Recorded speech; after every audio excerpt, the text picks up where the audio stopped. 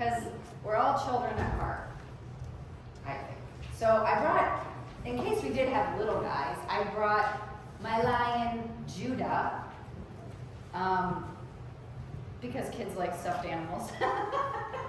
But since there's no young children here, that's okay.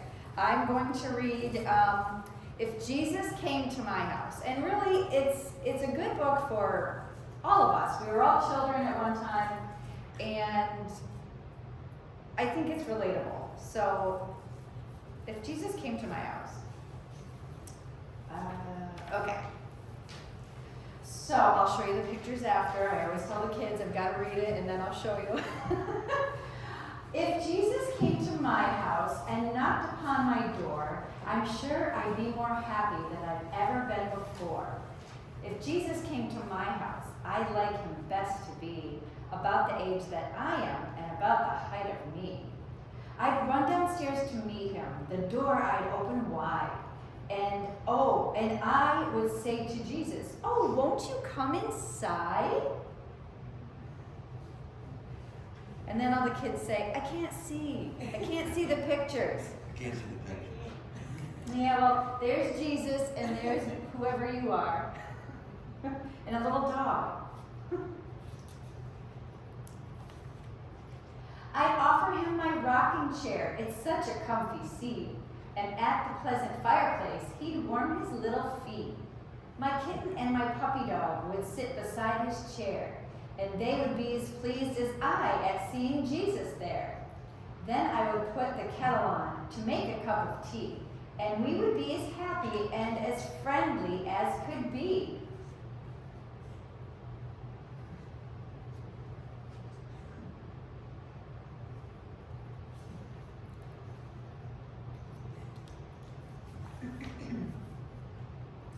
I'd show him all the places that are nicest in the house, the hole behind the stairs where I pretend that I'm a mouse, the little window up above where I can stand and see the people passing down below, and yet they can't see me. And then I think I'd show him the corner in the hall where I'm sometimes rather frightened by the shadows on the wall.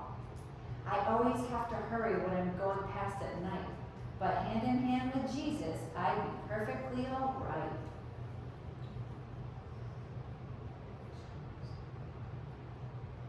Even though we're not maybe afraid of shadows, there are things that we might be afraid of and need to hold Jesus' hand. I'd show him around the garden and ask him please to bless the seeds that I have planted, the peas and watercress.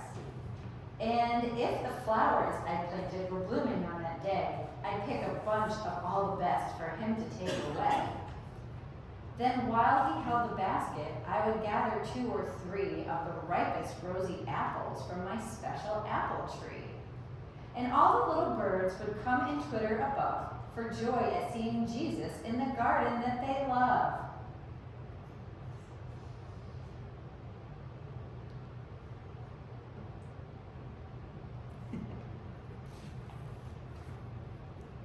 And then we play with all my toys, my nicest toys, of course. And he should have the longest ride upon my rocking horse. And with my bricks, I built for him a palace of his own. And he should be the little king and sit upon the throne. And when we'd done, we'd stack the toys all neatly on the shelf. But first, I'd let him choose the best and keep them for himself.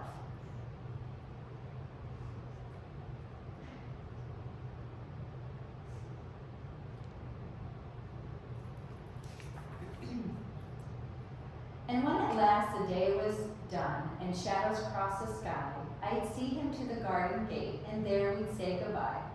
And he'd perhaps say, "Thank you for a lovely afternoon." And I would say, "I do hope so.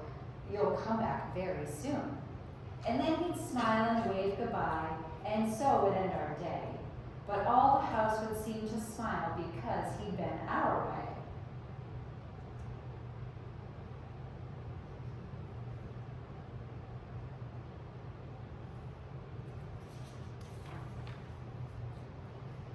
I know the little Jesus can never call on me in the way that I've imagined, like coming into tea.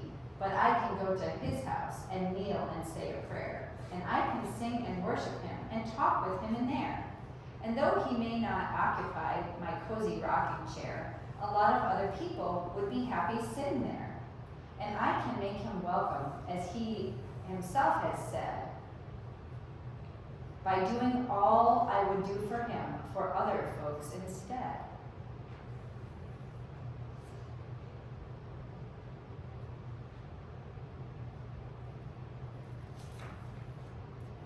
And though the house is dark at night, with shadows on the wall, I never need be frightened when I'm going through the hall.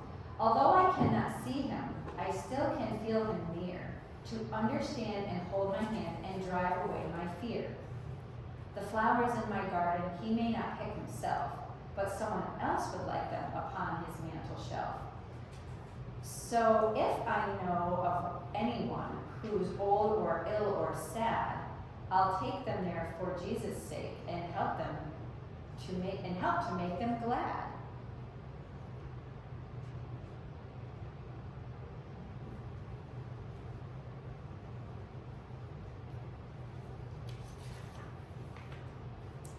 I still can share with Jesus the nicest of my toys by lending them or giving them to poorer girls and boys.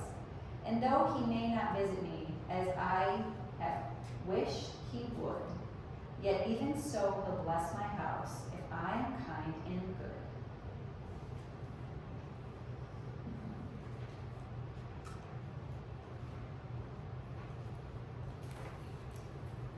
So I think that book really does speak to us, because even though we're not little, we are still called to do all those things that the little boy talked about at the end. We're supposed to visit the sick and feed the poor and love others as we love ourselves. So I think it was a very relatable book. Let's say together the unison prayer.